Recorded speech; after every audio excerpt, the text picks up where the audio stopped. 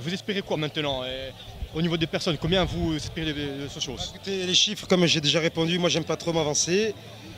Je pense que nous on cible, je pense qu'à partir de 200 000 euros, moi je serais, mon cas personnel, comblé. Parce qu'on peut déjà avec 200 000 euros, on peut quand même commencer à discuter avec d'éventuels repreneurs, hein, si tout se passe bien. Et si tout se passe mal aussi, si le club est en redressement judiciaire, on peut acquérir avec 200 000 euros, déjà à partir de 200 000 euros, déjà acquérir du club, quoi. Qui va être limité dans la durée, 2-3 mois grand maximum, c'est pour que ça aille au plus vite en fait. Oui, tout à fait, et puis comme l'a bien expliqué un des intervenants, on veut limiter ça parce qu'il faut que ça soit rare. Si maintenant, tous les ans, on peut racheter la carte, ça devient un abonnement, ça devient... Donc on voudrait passer que les places vacantes soient des gens qui ne recotisent pas l'année suivante, ou un décès malheureusement, ou quelqu'un, voilà. On veut que le système de socios, pour bien l'ancrer, il faut qu'il soit rare, quoi. Le choix de la place Saint-Nicolas, c'est un choix symbolique.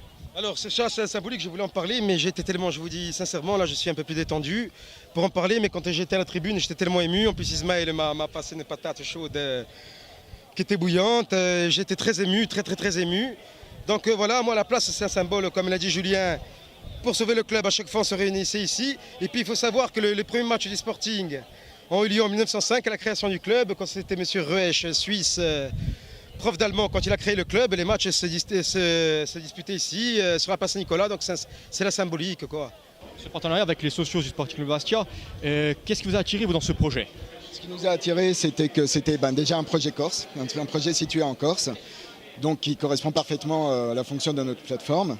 Et en plus, c'était le projet du Sporting. Et le Sporting a une identité importante en Corse et à la diaspora. Ça nous a semblé absolument évident de participer. Vous êtes supporter vous-même du Sporting? Oui, un peu, oui, tout à fait. Les socios veulent récupérer un certain nombre d'argent. Est-ce qu'il y a un chiffre, est-ce qu'il y a un objectif minimum à chiffrer? On a décidé de faire une campagne qu'on appelle au fil de l'eau, qui n'a pas de somme à atteindre. Donc tous les gens vont pouvoir donner un montant fixe et à la fin du projet, au bout d'un mois ou deux, on va le déterminer ensemble, l'association pourra récupérer l'argent. Le site en lui-même est déjà ouvert et la page du projet va ouvrir quand eux auront créé l'association. En ce moment c'est dans les tuyaux, et quand nous aurons programmé la page, c'est une affaire de 1 ou 2 semaines à peu près. Quelle est la raison principale que vous apportez ici aujourd'hui? Donc aujourd'hui, c'est de présenter notre projet tout simplement. Voilà, on en parlait beaucoup sur les réseaux sociaux, beaucoup de gens ne savaient pas c'était quoi exactement. On a reçu énormément de messages en une semaine. Par exemple, je prends un exemple à la journée de vendredi, on a reçu un message toutes les 2 minutes en moyenne. Et quand je vous dis ça, je déconne pas, j'avais plus de batterie sur le téléphone à cause des notifications. Donc là, en fait, c'était de présenter à tout le monde, que ce soit les gens sur place ou qui étaient présents en direct sur Facebook, notre projet, qu'est-ce que c'est, comment ça marche et pourquoi on fait ça. J'ai vu, on peut donner de l'argent, 50 euros. Si je veux donner 100, 120, 150. Pour le moment, c'est pas possible. Pourquoi on a fait ça? C'était pour mettre tout le monde sur le même pied d'égalité. Voilà. On veut que, par exemple, un supporter lambda qui a un revenu moyen soit à la même hauteur qu'un chef d'entreprise. Comme ça, tout le monde a une voix.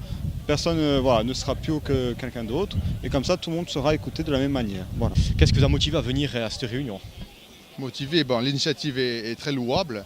Ça faisait longtemps que même, je pense que chacun, au fond de soi, pensait qu'il fallait cette composante au sein du club. Ça existe dans d'autres clubs qui sont beaucoup plus prestigieux que le Sporting.